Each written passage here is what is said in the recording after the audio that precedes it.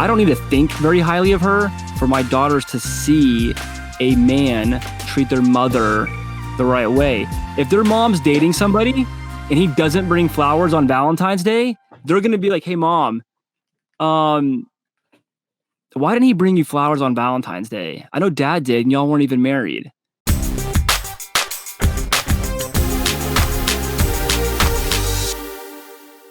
What's going on, guys? Welcome to another edition of Dads on Purpose, the podcast. I'm your host, Josh Ashford, man, and as always, got the big homie KB, Mr. Kevin Brigance. How you doing, bro? What's up, baby? As always, good to be here with my brother Josh. Yeah, that was kind of mild, man. I'm not gonna lie. Like, that was kind of. I would tell you to redo it, but I don't feel like starting over. So that's kind of where we're at. But as always, man, I think I'm gonna have to just pre-record it from here on out. That sounds like a horrible idea. Yo, as always, we got guests. We got family in the building, man. He's on the East Coast. Man, we got Carl. I can't pronounce his last name. What's up, bro? Dude, that's a big advantage for me, though. It's like they hand the mic over immediately because they're like Carl, and I'm like Eppolito. It's all good, and then we're rolling. Yeah. We're rolling. How you guys doing, Eppolito? Yeah. Good. We good, man. I'm glad to be here. Hey, real quick though, I got to do this, man. I got to shout out to everybody that's been rocking with us for a minute, man. I was talking to Kev earlier today, man. We hit 1,000 listens on our audio plays. And I don't know if that's a big deal or not, but that's a big deal to us. Yes, sir. This podcast literally started. Me and Kev met at Chewy's in South Lake, and we were just like, "Yo, we need to do this." And we just started, man. We just started going, and people just started coming in, and people coming on the show, man. And here we are. This is episode 37, 38, 39, 40. I don't know which number. It's up there, but we do this every week, man. And shout out to everybody that's holding us down. We love you. We appreciate you. Thank you. Now, back to your regularly scheduled podcast. Man, it's so funny because Kev never hit me up asking about Carl, asking what the topic was going to be. So I didn't really have to explain that. And so, Carl, I don't know if you've ever seen the show, but we never really have a topic. Huh? No, I watch a lot of the clips, man. Yeah, man. We don't, I never have a topic.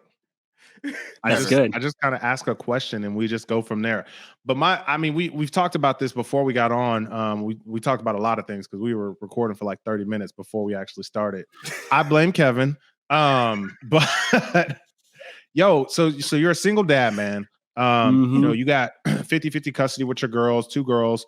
Man, I want to know, like, what's the hardest thing about raising girls? Like, and I'm asking because for my own selfish reason, because my girls are 1 and almost 3. So I'm like, yours are what, 8 and 6, 8 and how old are they? 8 and 6. Okay, yeah, 8 and 6. Right. So yeah, I'm being selfish. Like, I want to know what's the hardest part of raising girls, because like I got a while, but I don't have a while. Yeah. Yeah, that's a great question. And I get it frequently because I'm a very type A, like aggressive as an athlete. I was a big academic, straight A's. And so for me, it was like, I was raised very aggressively. And so, I thought to myself, when we found out we were pregnant, like, man, I didn't think I was mature enough to have a son. I remember thinking to myself, like, this kid's going to have expectations on him that I'm not going to be able to pull back. You froze. Yep. Go back to that point. What were you Y'all saying? got me? Yeah. I mean, a little bit. Yeah. You look like, so the point was that you look like a high school graduation picture.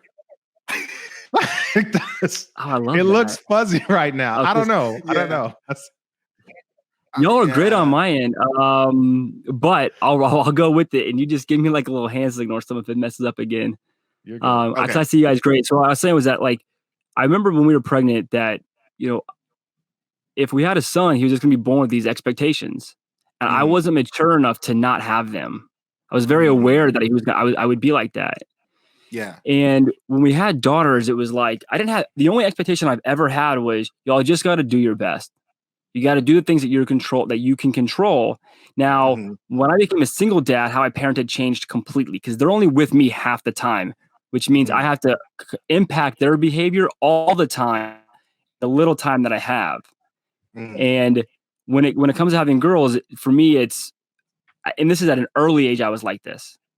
You know, how do you respect other people? How do you respect men? And how do you respect authority? I talk to my girls from the time they were 1 and 3. I talk to them eye to eye, always. Yeah. I don't ever want them. I don't want them to accept. Well, yeah. So there's a part of getting on your level for sure. It's also, I don't want them to accept a man talking down on them or authority talking down on them. I want them to respect men. I want them to respect authority. I want them to lead with respect. Like I look at respect like you give it without it, like with no expectation. There you go, right there, bro. Yeah. And if it's not received, if it's not received, then you make that data point. And like, you know what? That's behavior that I don't have in my life. Yeah. But you know, that's just how I started because I was like, there was environments that they would be in that I wouldn't be there for. And the minute, I mean, they were 1 and 3 when we got divorced, and you know, I changed everything about my parenting with them. The other thing that I did was I couldn't afford to have like a tantrum with a 2-year-old in the store. Like it was just me. Like, I'm trying to grocery shop. Yeah. You know what I mean? I'm like, I don't. And so everything I did they were survival tactics, and they ended up being good. But like, I remember being like, all right, like if she's got a diaper, for example, right? Babies only cry for 3 reasons, right? They got a dirty diaper, they're hungry, or they're tired. That's it. Yeah. That's it. That's literally it. Well, if they hurt, they can't communicate it. But by and large, like you can maneuver things, right? And even toddlers, like there's a handful of things, right? They're just trying to communicate to us. Yeah. And so I remember, like, even when they were talking, they were super upset. I can't understand you when you yell and when you scream, but I'm going to listen, and we're going to get as close as we can. Yeah. And so I just spent a ton of time. Listening. I ask a lot of questions too that have constant answers. So I'll ask, how does your heart feel? The answer is good. It's a constant answer. So whenever it changes, no matter if it's small, big, any kind of change tells me something that something's up. Because the answer is always good. It's a constant answer. Nice. But hey, how does your heart feel? And they're like, it's okay today. I'm like, all right. So what changed? It's still working. What's up? What's up? Yeah. Okay. Yeah. Right. Yeah. And it's been wild, the byproduct of that, because they do tell me a lot now. They tell me a ton. They know that I will listen. So a tantrum is just they're trying to communicate, and they, in their mind, they haven't effectively communicated yet. So they go to a mechanism that's it's backed out. And in my house, that's not accepted. You know, that sounds like waking up my 3-year-old. Like, she's not. So a lot of times she yells at me, "Let me sleep." Like, you were 3, ma'am, or 2.5, whatever age you are. It's gonna be a bumpy ride. Kev, what about you, man? Like, what's been the hard? Like, I don't want to say the hardest, but like the most unexpected thing. You know what I mean? Like last week we asked Darcy, you know, what was the most extreme thing he built as being a dad, and he was talking about this big old huge toboggan sled. I saw that. Like, and I was like, that was dope. But like, Kev, what's been like the most? I don't want to say extreme, but like unexpected thing about raising a girl. You know what I mean?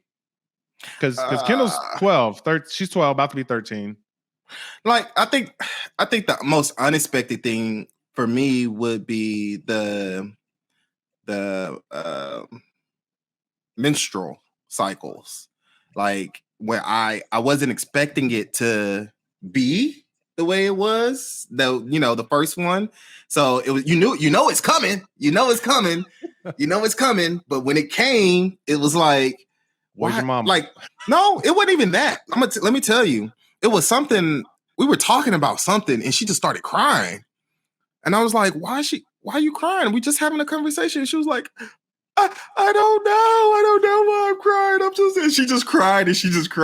And so for us, for me, it was like, oh, wow. Like, this is what this whole period does to a lady. This is how it transformed. And then I had to pull back and start learning when these cycles would hit, because then it decided on how I would approach the situation or how I would approach her at that moment or that time, because she could be in her emotions, she could be in her feelings. And what Delina had to explain to me was now she's transitioning into a new stage with hormones, and she's having to learn how to relate with these hormones, how to control these hormones, but bro, that first one, I was like, why she keep crying? Why? Like, why you? It's just out of nowhere. You just crying. What's going on? But for me, that was because you're from. Y'all know me, man. I'm a student development coach, not just for men, but I study human growth for young ladies too. Yeah. So I knew these things were coming. It's just when it comes and you're actually like, this is your kid, you're having to deal with this. It was okay. And then the next day I have to go to Target and buy pads and all that. I'm like excited I asked that question, but I'm like, I'm good. Nah, buddy. And you got two. You got two coming, bro. You got two. But I want to, if you don't mind, Carl, I wanted to jump back to something you said, bro, which I want to jump back too, but I'm gonna let you jump first. Thank you. I appreciate it. But you said like lead with respect. And I think that is something that it's just for my community and the people that I'm connected with in groups, because we always said you got to earn respect. You got to earn my respect. You can't, I'm not giving you respect, but what you're saying is lead with respect. Like I'm in our community. Yeah. And I think that's something very valuable that we should be teaching our kids right now, is like, not just, waiting on the person to respect you, but if you lead with respect and then see how they treat you at the leading with respect, then you're able to make an idea in your mind. Okay, maybe they ain't the person I need to be messing around with or dealing with. And I love also what you said earlier, because I think this goes with, because this is how my mom raised me. Are you doing your best? Are you doing your best? I don't care what you do, but whatever you do, are you doing your best? And that's one of the biggest things that I even lead out with Kendall today. Like, hey, you got voice lessons. Are you doing your best? Did you practice? Did you listen to the music? Did you try, anything? Because if you're not doing your best, then maybe we need to rethink about what we're doing and how we're doing it. And then how can I support you? And I think that's one of the students, bro. Said some students will see students if they're doing their best. Yeah, but that's okay, and I think now I can meet you where you are. So if you're a C student there, then as long as you're doing your best, I can't ask for anything more. But if you're a C student and I know you could be an A student, you've shown you could be an A student, then we got some issues, right? Yeah, no. It was a sidebar. Go ahead. Yeah. You said a lot of things there that I want to hit on. So the one with leading with respect. So I look at parenting like you can't parent every action and a decision a kid makes. There's so many. So from an early stage, we have a set of core values in our house that Eppolitos live by, and it's not a lot. There's 2 negatives and 3 positives. The 2 negatives are we can't say the word can't. That's worse than the F word. The word can't is just literally not said. And from an early age, if they say that word, they have to say can't, never, could. Now you can say I'm struggling. This is difficult. I need help. I think learning to ask for help is a good thing. Yes. But can't is eliminated. Yeah. The other thing is we don't give up. We can come back later. We can try again. We can find a new path. But the idea of quitting, absolute non-starter. And then the baseline, our core values are love, kindness, and respect. And so whenever they think that may not be good or bad, and I find examples where it's bad to judge us against. It's also important to find good things they do so they can see when you judge a good action against your core values as well. But we simply say, hey, was it loving? Was it kind? And was it respectful? If it wasn't any of those 3, we probably shouldn't have done it, whatever it is. That's good. And that baseline has allowed me, again, I look back, these all came from survival tactics from when I had a 1 and 3-year-old. They've now evolved into, our everyday life, but we just judge it against, is it loving? Is it kind, respectful? And I'm a big Christian. And I mean, if you look at scripture doesn't say like, hey, like, go do a whole bunch of good things and then God will love you. Not quite how it's written, right? Like, thankfully, right, yeah. I mean, like, kid would have been. All the stories are of Jesus going and doing good things. Doing good, right? Yeah. I also, I mean, I do let the Bible be a storyteller sometimes when it doesn't have to come from dad. And nowhere in the Bible does it say like go earn your respect. I think that's something that there's definitely an older tradition. And one of our jobs is to make sure that we don't carry our parent-child trauma onto our children. At some point in time, like the idea of like I had to walk uphill both ways in the snow, like your kids should never hear that story. Yeah.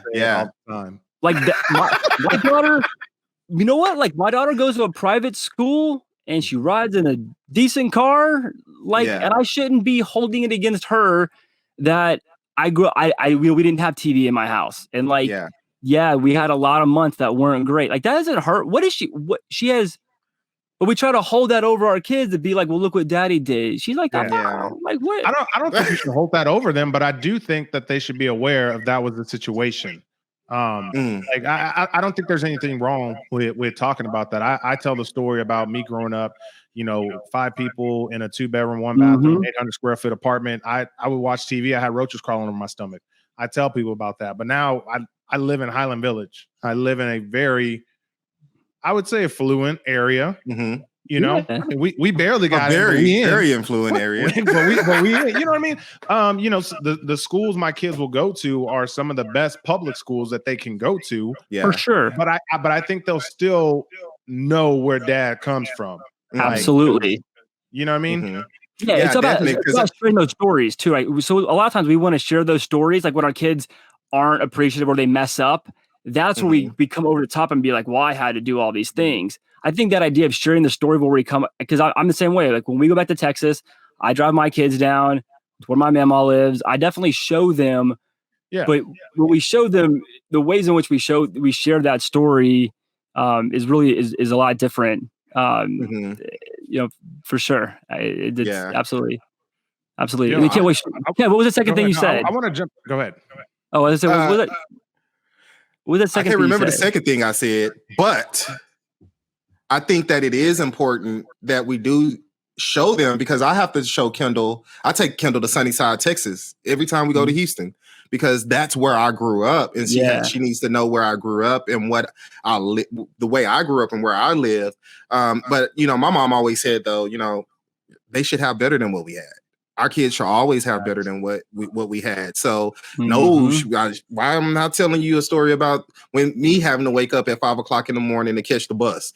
You know what I mean? Like you don't have to do that. But if we were in Houston, you probably would have, because so many schools in the district and the bus got to pick up so many people. But you know what I mean? But I had to wake up at 4 o'clock in the morning, sit at the bus stop at 4:30 in the cold, waiting on the bus, be on the bus from 5. Bro, I get on the bus at 5.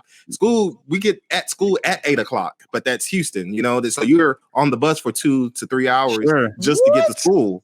Yeah, bro. Yeah. Listen, I went to school downtown, but I stayed like suburbs, like all the way down. And so those are some of the things that I think that is important. It's important for them to know about our lives and where we come from. Yeah, I agree. And I think that's cool, man. I'm glad that you do that. Yeah. 2 hours. So real quick, going back to you said you stayed, you went to school downtown. So Carl, I lived in Pedro, but I went to school in Rancho Palos Verdes. And so in the 2nd grade, I was catching the city bus by myself. Because we used my mom's coworker's address. And so I feel that. I don't know if I probably was on the bus between waiting at the bus stop, getting on the bus, all them stops, and then walking. It probably took me 2 hours. So maybe you're not wrong. I don't know. Hey, but Carl said something that I caught, and I'm curious. He wants to say something. You're cutting him off. Oh. No, I was gonna say you were talking about effort with our kids and and managing them giving 100%. The second thing that you're talking about. So I've learned this. So my youngest is insanely talented. I was on the board. I was on the board of a boarding school, and they had a lot of the sheiks and a lot of people from from the wealthy from Asia would send their kids there, and I watched how they would evaluate young kids, and it's different than how we do it in the U.S.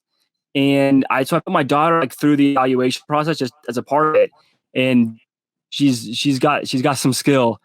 And what I realized though with her is that if I parent her based on outcome, she'll hit the outcome. Like she'll hit the outcome. Like it's uncomfortable when she has soccer and it's 6 and under soccer. I'm like, Mia, you can't score every goal. So, but she'll give half-ass effort. Yeah, no, but she'll give half-ass effort because that's what it needs. And so I've had to parent her on, look, I don't care if you score. You got to play hard, run fast. Now my other one, my oldest, I don't have to worry about effort with her at all. She will go all out. I have to parent her based on results because that will then change how we study, how we do it. And so I've definitely learned as I've gotten older, and it happened about the last year and a half where I can tell now they're motivating factors. We always think it's effort. And then I'm like, look, my oldest, she's giving the effort. It's how we direct where it goes that matters to her. My youngest is going to need a switch under her.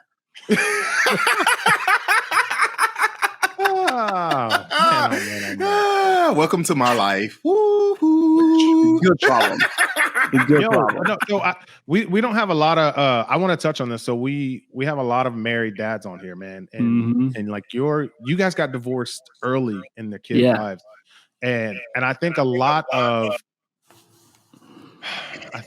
people stay for the kids still. So if you don't mind sharing, I want to know. Man, I'm open. Yeah, no, I am very open.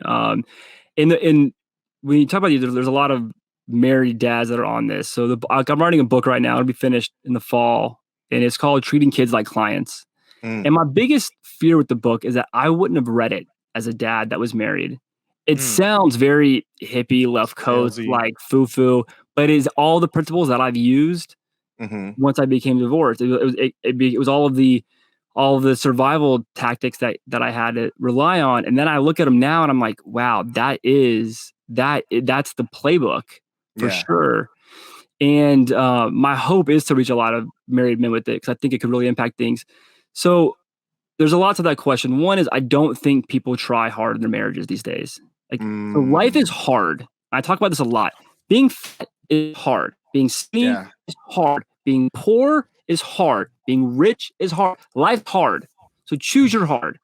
Yeah. It is. Yeah. Everything you do is hard. It's a matter of what hard you want to choose. I don't think that people work on their marriages. I think there's it's easy to get a message from somebody these days. It's easy to see someone from high school and they look good or they look bad. You should see my DMs. You should see my messages. You should see mine. They dry as hell. And I'm sure men know better, but I will tell you, they shoot their shot. And so that kind of breaks my heart. We were unhappily married. We were definitely not happy. We actually had our oldest before we were married. We had been together for a while. I was in business school and like I was sleeping with my girlfriend. Like, there's pluses and minuses. I know where babies come from. But we weren't really worried about we were getting married. So and we were well educated, and so our marriage never got off on the right foot, and we didn't give ourselves a chance to win. We would call ourselves Christians. We got married in the Catholic Church, but I'll tell you what, man, God had no place in our house. And it's crazy because 4.5 years later, I host one of the biggest open prayer requests on TikToks weekly, and now my identity is in my faith, and the person that I'm with now we never would have met because she was looking for a man whose identity was in Christ. And it's a whole different relationship. So we were the example of man following free will. Like we wanted to get married. We were going to push our way through it. We didn't work on our marriage and it wasn't healthy. I never would have filed for divorce. I never would have done it. I would have been the person that stayed together. And so she did it. There's a lot of nuance in the details. I think we would have changed a lot of things that first year on how they went down. There's a lot of emotion involved. and I talk a lot about that too, the separate podcast. But I mean, you know, we wasted a lot of just how we shared it, you know, because there's a lot of emotion. Like you make a decision in your 20s that you find out in your 30s isn't there in your 40s. That's divorced.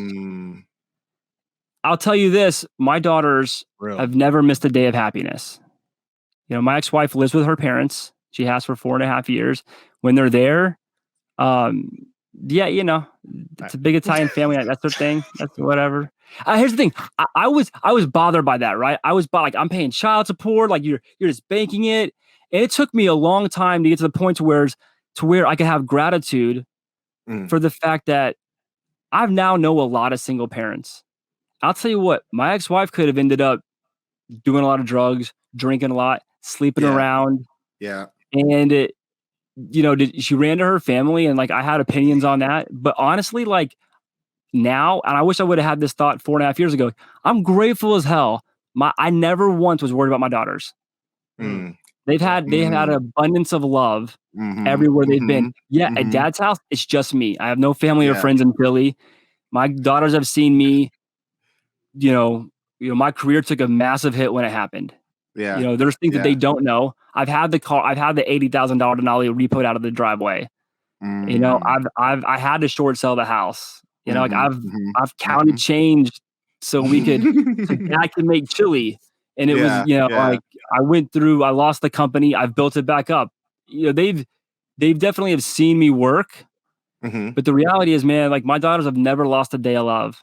And so if it's not working and you've worked on it, that's the real big caveat, right? The grass isn't greener. It's greener where you water. That part. You got to work on it. If you're not happy, but you got to work on it. You got to work on it. I'm just curious, man, because that's just like that is. Oh man, I think a lot of people, like you said, lose time, lose love during those stages because they're fighting with their spouse, and then it kind of holds over with the kids, like, you know, well, your dad did this, you know, your mom did this, and things like that, man. And I'm just like, you know, I'm all about giving people practical advice on this show and things to help us get better, because, you know, no one really dreams of being divorced, but if you happen to be down that path, like what are some things that, you know, you should and shouldn't do? And I think like everything you just said, man, is so spot on. And I talk real about it. Good. I talk real about it. I talk about practical advice. I mean, so I do Q&As online, and I think I stun some people sometimes. Like I'm insanely real about it, right? Like I made a choice to sleep with my wife. Right? Definitely like, real about it.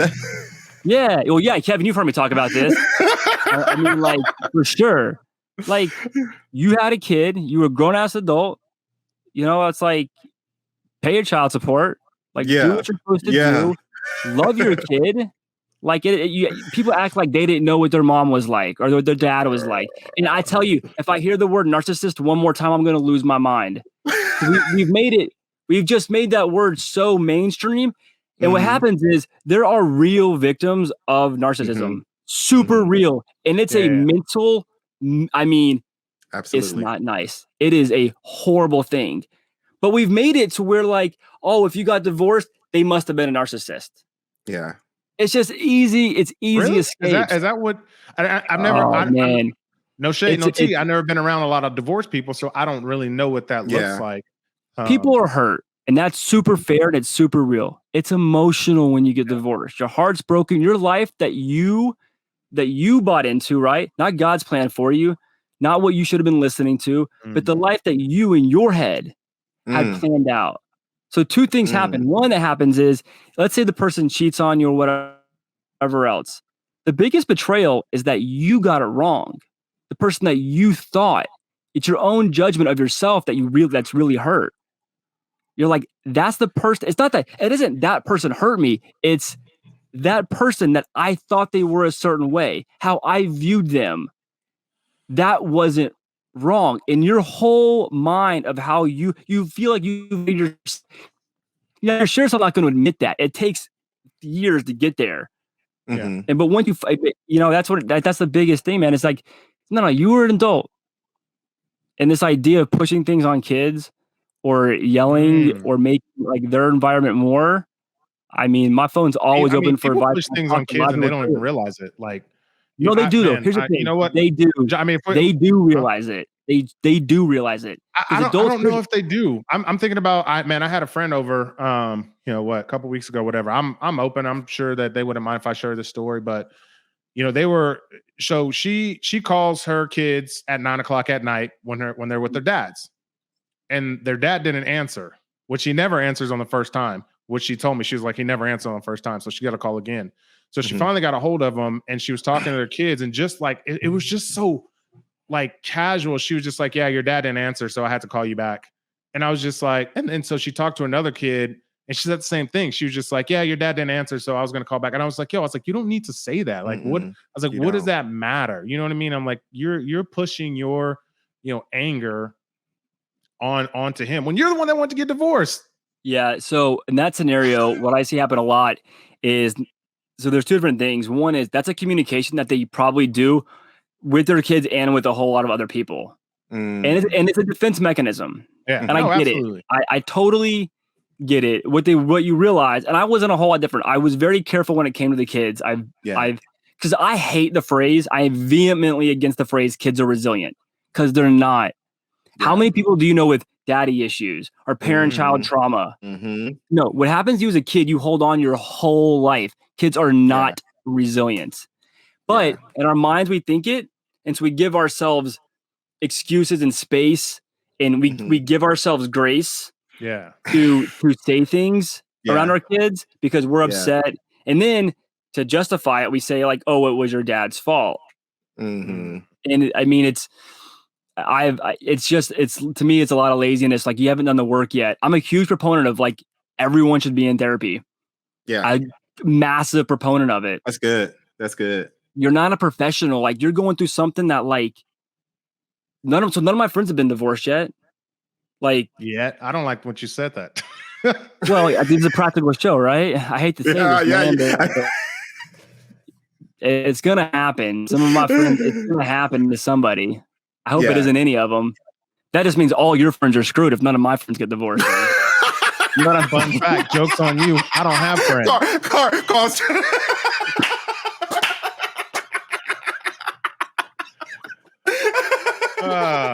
But man, I like that because my brother Mike Hall always said, like, in a divorce, the kids should keep the house and the parents should rotate in and out the house. It shouldn't be the kids that have to go visit mom, and it shouldn't be the kids that have to go visit dad. It should be the kids should be able to have the house, and then the mom and dad have to come and visit the kids. But since it's not like that, kids notice, like, okay, the environment has changed, the house has changed. I'm having a split time with mom here. I'm having a split time with dad here. And I think like you said, Carl, we can't think that our kids are resilient. And when you said therapy, I'm even saying, like, not only just get therapy for yourself, start getting therapy for the kids too, so that they can work through these and work through this life. So when they become adults, they don't have to go through therapy on their own, because I couldn't imagine having to go visit my dad. Like, right. Like, I just couldn't imagine having to go spend time with my mom, separate together. And so to me, I could see how that could be trauma to a child, and how that can really mess, shoots. Like, again, I could never heck, I can't even imagine that with Kendall right now. I couldn't imagine sending Kendall to live with Delina for 3 days and then with me for 3 days. It's like, man, you just broke up their whole idea. I wonder though, Carl, is it a difference at a younger age, since y'all got divorced at a younger age, than it is as a mid I guess middle age, teenage years? Yeah. So that's a great point.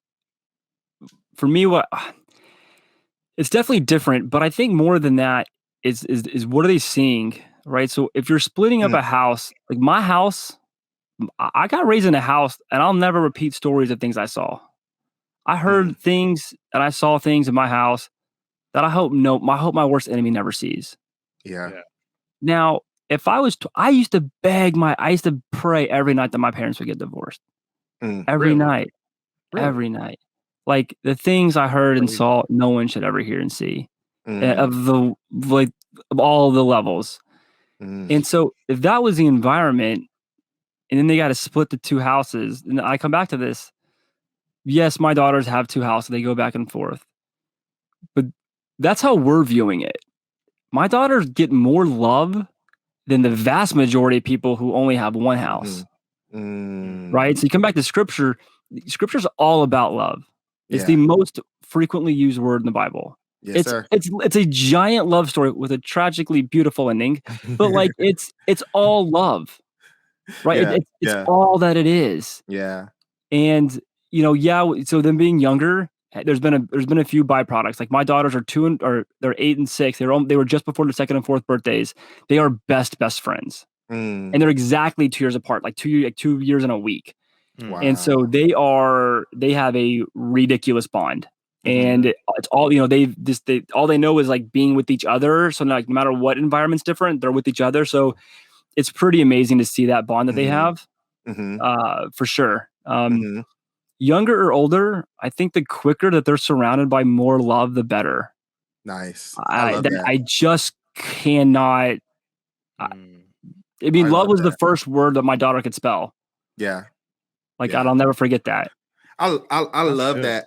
I love that because anytime that I'm hosting a group of teen fathers, that's one of the one things that I tell them. I was like, because you're having a kid with her doesn't mean you have to be with her. And the reason why I say that is because if the relationship isn't right, then we have a situation like you were talking about, Carl, where it's domestic abuse, it's violent, it's so you're trying so hard to keep a family, this idea of a family that you have for your kid, but your kid is only seeing hate, disgrace, and they're not getting love. They're not getting love in that. So you got the kids sitting in the house, but you and the hubby or the hubby and the wife are fighting and arguing in the other room, and that's all they're getting. So, man, that was very impactful, and I didn't really think about it like that. So thank you so much for opening my eyes even deeper into that aspect of it, because we think about divorce, we think of like, okay, they got divorced, so now they don't, so what's happening to the family? But the divorce could be the best thing that happened to the family. So the child could get the best love that she can get, or he or she can get from the mom and the dad. So wow, bro, that man, if anybody's listening right now and you're in a marriage and you're not working on it, and even if you are working on it, but it's tough, really think about the impact that it's having on your kids. Is it loving? Is it hate? Like, are they receiving as much love as they can so that they could come out of it as a good, as better people? And that's why I talked about how did your kids take it at a younger age? Because I think at a younger age you can set an environment that they don't know anything different until what you have now, compared to somebody who's had a 5, 6, 12-year relationship and their mom and dad together, and then all of a sudden, or not even all of a sudden, but just separating, and then having to live that lifestyle from that. Yeah. So you were talking about the therapy with the kids. So I've been hesitant on therapy for them because they feel very different than a lot of their friends, because a lot of their friends don't have a mommy and daddy house. They have just their house. Obviously, when a kid goes to therapy, they know that they're going, and there is this very subconscious feeling of, well, is something wrong with me, or am I different, and this is why I'm going. My oldest has gone because she was trying to figure some things out, and it was a good experience. But I've also been just very aware of the fact that there's already been a number of situations where they feel different. And it's been fascinating because my girlfriend has 2 little girls, and the girls have met over Zoom. It's like having a pen pal, but in today's world. And it's true. And it's wild because they don't know mommy and daddy are dating. And so we just listen in the background. Like, I'm never on the Zoom with them like they are. And watching them talk about how they also have a mommy and daddy house, and they feel like they're normalized. Like, they're not weird for this. And there are things, and it's totally okay to talk about, their mom when they're here. We FaceTime often.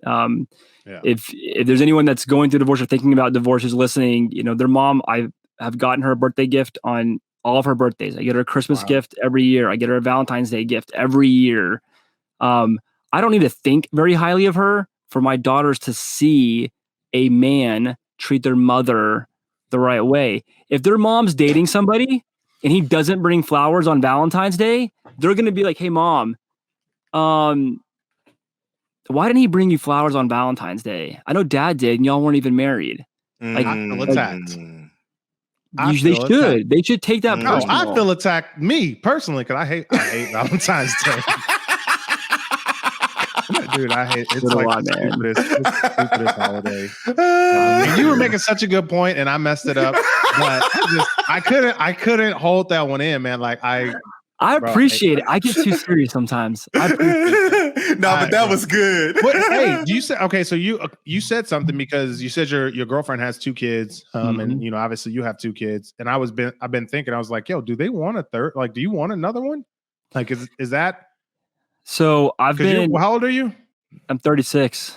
Oh yeah, no, you're done. Go ahead. Well, so I've thought about that a lot. So my girlfriend's 31, and there's a very good chance she's going to be around for a while. And so I would like the exclusive one now. Yeah, you will get the exclusive drop. We have been ring shopping. So I have thought about that. So my answer was no for forever. And I'm in a one of my professional coaching groups, is faith-based. So it's not a Christian group, it's a business and professional group. But like our faith is like it ties everything together. And one of the things we talk about is before God gives you a lot, he gives you a little to see how you do with it. So I'm scared because he gave me a little with the kids, and I'm scared he's going to give me a lot. But we also talk about talents. That's the big impetus behind me sharing my story on TikTok about being a single dad. A year ago, July 31st of last year, I made my first video sharing my faith and my journey as a dad. 1 million likes and 100,000 followers later, it's turned into this thing. Like that's the whole point behind the book, was sharing how I parent. It's definitely very different how I parent, and I think that it would impact a lot of people's lives if they read it. We're going to share our journey as a blended family, and it's on us to have more kids. Like I never thought I would be like this until recently, but like I have 2 more in a heartbeat for sure. Like I love being a dad, and I love sharing this story with other dads about having a business, having a career. She's got a business, having a blended family. We have all the angles. Like, you talk about being married, I got you. Talk about getting divorced, I'm with you. Want to talk about losing it all, I'm with you. We talk about a blended family, another one. Like, and so I do think that obviously way more people listen than share. And if you've got something to share, and it's a story that could really benefit people, I'm going to share it. And there is a part of it that's kind of like, I don't know that this journey of parenting is stopping with our 4. Like, I just think we have a bigger story. Maybe it's 2 more, maybe it's not. I don't know. Yeah. But I'm definitely going to listen. I'm going to pray about it a lot, and I'm open to it, man. I can't wait, bro. Carl, I can't wait, bro. Because what I want to see, I want to see the expression on her face when you go buy flowers for your ex-wife. Like, does she know that you do these things? Oh yeah, for Absolutely. sure. Okay, I don't even know why that's a question. Sure. I mean, I just, I'm trying to think through this, like, because I'm thinking if I went to some of my fellas, I'm like, fellas. I'm thinking about something. If I bought, so here, it's crazy. So yeah, this is where it's different though. So we both have girls. There's 4 girls. Yo, you talking about the menstrual cycle? I'm about to have 4 girls within 3 years of each other in my house. 5. Oh yeah, you can't forget the. No, but before of them are within the 3 years of each other. I just got the license plate girl gang. Just fly to Texas, bro. Just fly to Texas once a month. Yeah, I got the license plate girl gang. On the back of my car. No, true story. True story.